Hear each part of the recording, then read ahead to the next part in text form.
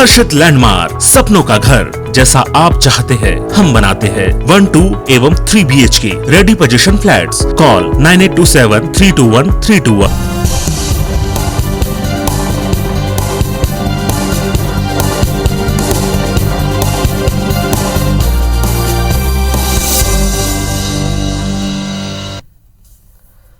नमस्कार, IBC 24 देख रहे हैं आप। मध्य प्रदेश की बात में आप सभी का स्वागत है। बीजेपी विधायक रामेश्वर शर्मा ने कोर्ट के आदेश को ठेंगा दिखाते हुए लोगों से पटाखे फोड़ने की अपील की है। दरअसल रामेश्वर शर्मा ने अपने घर के बाहर पोस्टर लगाकर लोगों को दिवाली की शुभकामनाएं दी हैं। साथ ही पटाखे जरूर फोड़ने का संदेश भी लिखा है, जिसे लेकर अब प्रदेश में सियासत शुरू हो गई है। इस मुद्दे पर दोनों पक्षों से बातचीत करेंगे, लेकिन उससे पहले एक रिपोर्ट देखिए जरा।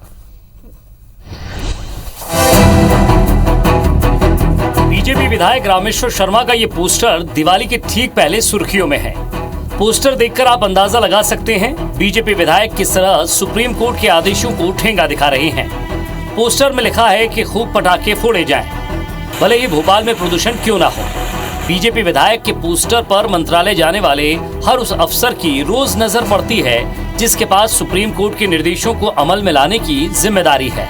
लेकिन ये पोस्टर सत्तारूढ़ दल के विधायक का है, लिहाजा अफसर विधायक के बंगले से गुजरते वक्त अपनी आंखें मूंद लेते हैं। न सिर्फ अफसर बल्कि भोपाल से ही बीजेपी के दूसरे विधायक और शिवराज सरकार में कैबिनेट मंत्री विश्वास सारंग भी रामेश्वर शर्मा के सुर में सुर मिला रहे हैं। जो त्योहार पूरे उत्साह के साथ मनाए जाने चाहिए। हम ये कहें कि दीपावली पर ही पोल्यूशन होता है पटाखों से, ऐसी बात नहीं है। मुझे लगता है सब उत्साह के साथ तीज और अपने त्योहार मनाएं, हमारी पुरातन परंपराएं को हम आगे बढ़ाते रहें। पोस्टर में प्रधानमंत्री नरेंद्र मोदी और मुख्यमंत्री शिवराज सिंह चौहान की तस्वीर भी लगी है। इसमें विधायक की ओर से आम लोगों को दीपावली की शुभकामनाएं दी गई हैं। साथ ही ये भी लिखा है कि वो पटाखे जरूर फोड़ें। रामेश्वर शर्मा की ओर से ये पोस्टर ऐसे समय में लगाया गया है जब सुप्रीम कोर्ट के निर्देश के बाद मध्य प्रदेश गृह विभाग की ओर से सभी कलेक्टर्स को पटाखों पर प्रतिबंध लगाने के निर्देश जारी करने को कहा गया है। कलेक्टरों से कहा गया है कि आदेश को सुनिश्चित कराया जाए। अब कांग्रेस इस पोस्टर पर तगड़ी आपत्ति जता रही है। यहाँ उनकी सरकार है तो यहाँ कह रहे हैं देर रात तक पटाखे फोड़ें। जिस राज्य में उनकी सरकार नहीं है, पश्चिम बंगाल में, वहाँ उनको NGT के आदेश बड़े जल्दी याद आएंगे। लेकिन जहाँ उनकी सरकार होती है वहाँ पर वो NGT क्या, सुप्रीम कोर्ट क्या, हाई कोर्ट क्या, सारी संवैधानिक संस्थाओं के आदेशों का उल्लंघन करने का सबसे पहले खुद ही प्रयास करते हैं, जनता को भी प्रेरित करते हैं। वैसे इससे पहले भी बीजेपी विधायक रामेश्वर शर्मा अपने बयानों को लेकर सुर्खियों में रहते हैं। बहरहाल बीजेपी विधायक का विवादित पोस्टर सामने आने के बाद ये सवाल जरूर उठ रहे हैं कि सरकारी आदेश बड़ा है या विधायक की अपील। नवीन कुमार सिंह, IBC 24, भोपाल। तो आप जरा समझ लीजिए कि आखिर पटाखों को लेकर कोर्ट का क्या आदेश है, प्रशासन की क्या गाइडलाइन है और विधायक जी क्या कह रहे हैं। हालांकि रामेश्वर शर्मा की अपनी ही एक गाइडलाइन होती है, वो उसी बयान उन्हीं चीज़ों को लेकर चलते हैं और शायद बजरंग दल विश्व हिंदू परिषद का एक लंबा सफ़र तय करके विधायक तक का सफ़र तय किया, ये उनकी स्ट्रैटेजी है। क्या ये स्ट्रैटेजी है अपने क्षेत्र के लिए या फिर एक कट्टर हिंदूवादी नेता की वो उसको बनाए रखना चाहते हैं? बातचीत करेंगे। अजीत भदौरिया साहब, कांग्रेस प्रवक्ता, हमारे साथ जुड़ गए। स्वागत है आपका। नेहा बग्गा जी, युवा नेता, बीजेपी प्रवक्ता, आप भी हमारे साथ। मैं सबसे पहले नेहा जी आपसे जानना चाहता हूँ, ये जो पीछे लिखा हुआ है कि और हाँ पटाखे ज़रूर फोड़े, आपकी पार्टी और आप लोग कैसे देखते हैं?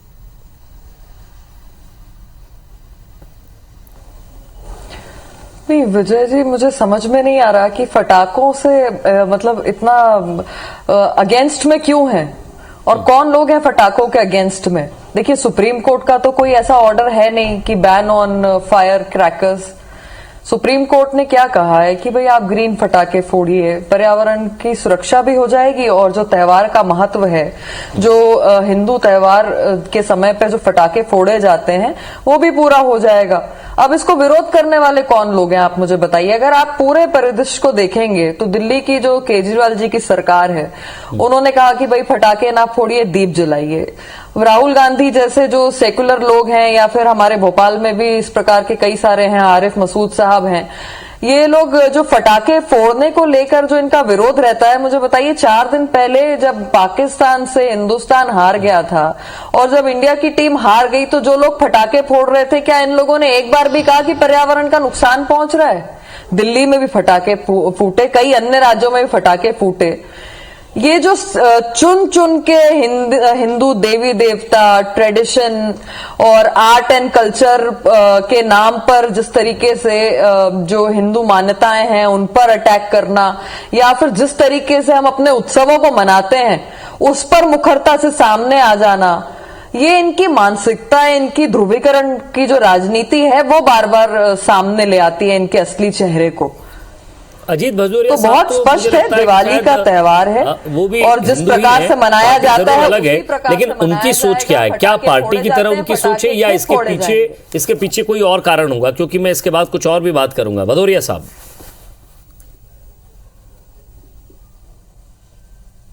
देखिए विजय जी, सबसे पहले तो मैं आपके चैनल के माध्यम से समस्त प्रदेशवासियों और देशवासियों को दीपोत्सव की मंगल कामनाएं प्रेषित करता हूं जी, और अपेक्षा करता हूं कि जिस तरीके से देश में नरेंद्र मोदी जी के 2 मित्र और प्रदेश में शिवराज सिंह के एक मित्र की धन संपदा दिन दूनी रात चौगनी बढ़ती चली जा रही है, मां लक्ष्मी हर प्रदेशवासी को शिवराज सिंह के द्वारा दिए गए कर्जे से मुक्ति दिलाए और उनकी संपदा में भी शिवराज सिंह के दोस्त और मोदी के दोस्तों जैसी दिन दूनी रात चौगनी तरक्की करवाए। अब आइए रामेश्वर शर्मा में। बात पटाखे फोड़ने ना फोड़ने की नहीं है, बात है गाइडलाइन की। आपको गाइडलाइन का पालन करना है। सुप्रीम कोर्ट ने जो गाइडलाइन प्रस्तुत की है, आपके गृह मंत्री ने, गृह विभाग ने गाइडलाइन के पालन करने के लिए आदेश जारी किए समस्त जिला मजिस्ट्रेट को और पुलिस अधीक्षकों, उनका क्रियान्वयन करना है। परंतु सत्तारूढ़ दल का एक ऐसा जनप्रतिनिधि जो मुझे लगता है कि समाज के लिए घातक है, विकृत मानसिकता का व्यक्ति है। आज तक विजय जी और भारतीय जनता पार्टी ने सबसे बड़ी बात क्या की कि उस व्यक्ति को प्रोटेम स्पीकर बना दिया, और वो व्यक्ति प्रोटेम स्पीकर के रूप में मुझे लगता है इतने लंबे समय तक जबरदस्ती रहा है कि हो सकता है संसदीय इतिहास में आज तक कोई भी व्यक्ति पूरे देश में कभी नहीं रहा। रामेश्वर शर्मा जैसे विकृत मानसिकता के लोग जो हमेशा ध्रुवीकरण करते हैं, जातीय ध्रुवीकरण करते हैं, धार्मिक ध्रुवीकरण करते हैं, इन्होंने आज तक कोई विकास की बात की क्या? उन्माद फैलाने के अलावा रामेश्वर शर्मा ने कुछ किया क्या? अधिकारी इनका कहना मानने से या नियम दिखा दे तो उसको सार्वजनिक रूप से ये गालियां देते हैं, ऑडियो वायरल होते हैं। ऐसे जनप्रतिनिधियों को भारतीय जनता पार्टी हो सकता है संरक्षण दे, परंतु ये समाज के लिए घातक है। अब आइए आपकी रामेश्वर शर्मा क्यों करते हैं ये सब? मैडम, समाज के लिए रामेश्वर शर्मा विजय जी इसलिए करते हैं। देखिए सबसे पहली बात यह है कि ये लोग जो टूल किट एजेंडा चलाते हैं ना, हर बात पे झूठ बोलने का। जनता आज पढ़ी लिखी है, टीवी भी देखती है, पढ़ती भी है, गूगल का भी माध्यम है। सुप्रीम कोर्ट ने कहीं पर भी ये नहीं कहा है कि कंप्लीटली बैन कर दीजिए आप फटाकों पर। सुप्रीम कोर्ट ने ये कहा है कि जो एनजीटी के ऑर्डर्स हैं उसको फॉलो किया जाए। अब मैं आपको बताती हूं कि ये लोग इतना मुखर होके हिंदू पर्वों पर क्यों बोलते हैं और बाकी जगहों पर क्यों नहीं बोलते। आप मुझे बताइए कि ईद मनाई हमने कोरोना पीक में, ये लोग ट्वीट कर करके कह रहे थे कि भैया समय सीमा बढ़ाई जाए, एक बार मुंह नहीं खोला। केरला से जहां से राहुल गांधी आते हैं, जो परिस्थितियां वहां पर बनी, एक धर्म विशेष को उनके पर्व मनाने के अवसर देने के लिए, हम सबने देखा कि केरला आज भी जितने पर डे के उसके केसेस हैं कहीं पूरे हिंदुस्तान में नहीं हुए। एक बार कांग्रेस के प्रवक्ता या फिर इनके मुंह से आपने कभी सुना कि वहां पर जो है बैन लगा देना चाहिए, लोगों को समझाना चाहिए या उस पर्व के लिए छूट नहीं देनी चाहिए, ईद मनाने के लिए बाहर नहीं निकलना चाहिए? एक बार मुंह नहीं खोला। राहुल गांधी जी जो वहां से सांसद है, उनका आपको ट्वीट दिखा? एक ट्वीट आपको नहीं दिखेगा। अभी सब्यसाची ने जिस प्रकार से आर्ट एंड कल्चर के नाम पर मंगलसूत्र का एड बनाया था और न्यूडिटी को पेश किया था, मुझे बताइए कि कांग्रेस से आपको एक भी व्यक्ति का कोई ट्वीट दिखा? आपको नहीं दिखेगा। जहां पर अगर हिंदू बहन बेटी के साथ बलात्कार हो जाता है तो ये वहां पर खड़े नहीं होते, दूसरी जगह ये पोस्टर लेकर खड़े हो जाते हैं, अवार्ड वापसी गैंग आ जाता है सामने।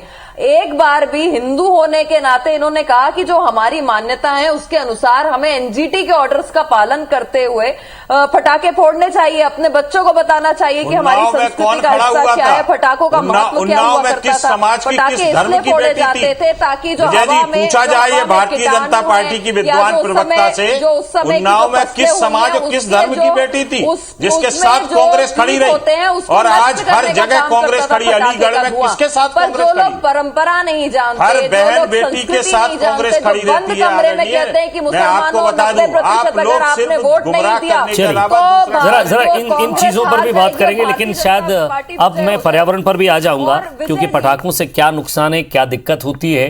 गाइडलाइन जो आपने बताई वो भी सही है, ग्रीन पटाखे, लेकिन क्या सभी लोग ग्रीन पटाखे बेच रहे हैं, इस पर भी ध्यान दे रहा हूँ, क्योंकि कुछ लोगों ने पहले से खरीद लिए हैं। एक लाइन बस मुझे जोड़ लेने दीजिए, उसके बाद आप पर्यावरण से जुड़े महत्व भी बता दीजिएगा जी। एक लाइन बस मैं और जोड़ लूं कि ये जो चुनाव को लेके मंदिर जाते हैं, ये हिंदू सभ्यता संस्कृति को नहीं जानते। अभी चंद दिन पहले मध्य प्रदेश में क्योंकि उपचुनाव थे, हमने देखा कि प्रियंका गांधी वाड्रा मध्य प्रदेश में आई थी मंदिर में दर्शन करने के लिए, और उनके भाई राहुल गांधी कहते हैं कि मंदिर में तो लड़कियों को छेड़ने के लिए जाया जाता है। क्या आपने कभी भी गांधी परिवार की चलिए एक ब्रेक के लिए रुकूंगा। हालांकि पटाखों की बातचीत है और पटाखे तक ही सीमित रहे तो ठीक है, व्यक्तिगत आरोप ना हो। नेहा जी कह रहे थे कि अगर आप अब पर्यावरण का महत्व भी बता दीजिए, तो मैं समझता हूँ कि नेहा जी आप भी समझती होंगी कि हर जगह ग्रीन पटाखे नहीं बिक रहे हैं, हर कोई व्यक्ति ग्रीन पटाखे नहीं फोड़ेगा।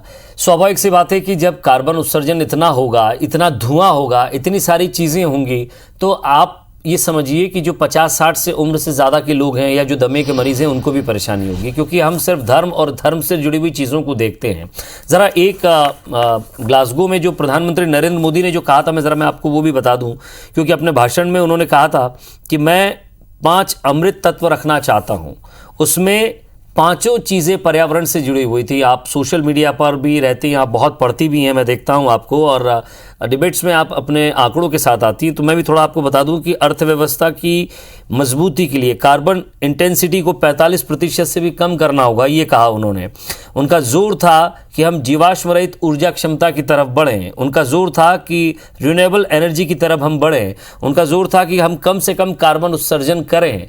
ये हमारी प्राथमिकता होनी चाहिए। और जब भी वो कहीं भी जाते हैं, चाहे G20 हो, ग्लासगो, तमाम जगह वो जाते हैं, सिर्फ एक ही बात करते हैं कि हमें पर्यावरण को सुरक्षित रखना है। और उस शख्स की ये फोटो यहाँ लगाकर आप कहते हैं नीचे कि और पटाखे फोड़िए, तो एक लाइन और लिख देते कि मैं सुप्रीम कोर्ट के आदेश को और गाइडलाइन को नहीं मानता हूँ। नहीं, मैं आपको उसका जवाब देती हूँ कि मुझे सबसे पहले कांग्रेस के प्रवक्ता और जो लोग पटाखे फोड़ने पर सवाल उठा रहे हैं वो ये बता दें कि सुप्रीम कोर्ट से बड़े हो गए हैं क्या? सुप्रीम कोर्ट से बड़े हो गए हैं? सुप्रीम कोर्ट ने कहीं पर भी ये नहीं कहा कि आप ब्लैंकेट बैन कर दीजिए पटाखों पर, यानी कि पटाखों को पूरी तरीके से बैन कर दीजिए। नंबर 2, क्योंकि आप तथ्यों की बात कर रहे थे, तो टॉप 100 में कहीं पर भी अगर पोल्यूशन के हम कारणों को ढूंढते हैं तो पटाखे 100 शुरुआत की सूची में आपको नहीं दिखते, अन्य कारण आपको 100 दिखेंगे, फिर कहीं पटाखों का नंबर आएगा। नंबर 3, ये जो सेकुलर सूरमा है कांग्रेस के, कम से कम ये बता दें कि जब आईपीएल के बाद पटाखे फूट रहे थे तो इनके मुंह से कुछ निकला जब पाकिस्तान जिंदाबाद के नारे साथ में भी लग रहे थे?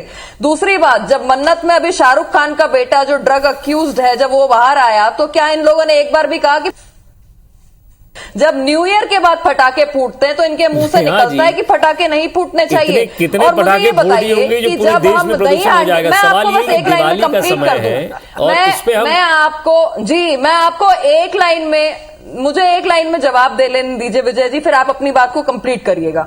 मुझे ये बताइए कि जब दही हांडी का पर्व होता है तो हाइट कम कर दो, जब होली होती है तो पानी बचा लो, जब दिवाली आती है तो पटाखे के धुएं से पॉल्यूशन हो रहा है, तो ये सारा का सारा जो एजेंडा है ये सिर्फ हिंदू धर्म के लिए, हिंदू मान्यताओं के लिए है। बता दीजिए कि आपको पटाखों से दिक्कत है या फिर आप पर्यावरण विरोधी नहीं है? एक बार ये बता दें कि दिवाली मनाते हुए राहुल गांधी, सोनिया गांधी, प्रियंका गांधी हिंदू विरोधी है, कुछ तो बताइए।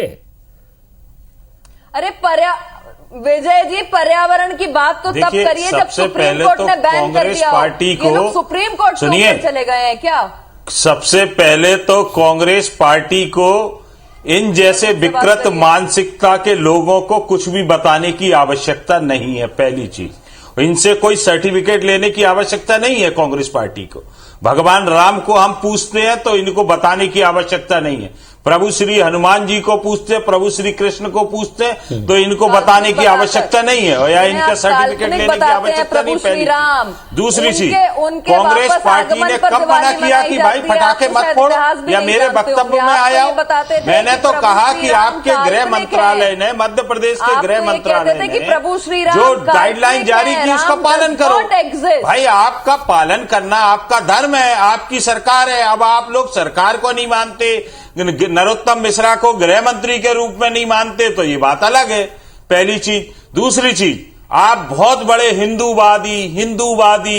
अरे भाई मैं भी हिंदू हूं, मैं भी प्रभु श्री राम का भजन का सुमरन करके दिन की शुरुआत करता हूं, हनुमान चालीसा का स्मरण करके दिन की शुरुआत करता हूं, पर मैं ढिंढोरा तो नहीं पीटता। चलिए नेहा जी, आज आपसे कह रहा हूं, आप भी महिला हैं, आप भी किसी की बहन होंगी, आपको चैलेंज कर रहा हूं सरकार से, वो आदेश पलटवा दीजिए कि जिन बहनों के भाई जेल में बंद हैं, भाई दोष पे क्यों नहीं मध्य प्रदेश सरकार उनको मिलने दे रही?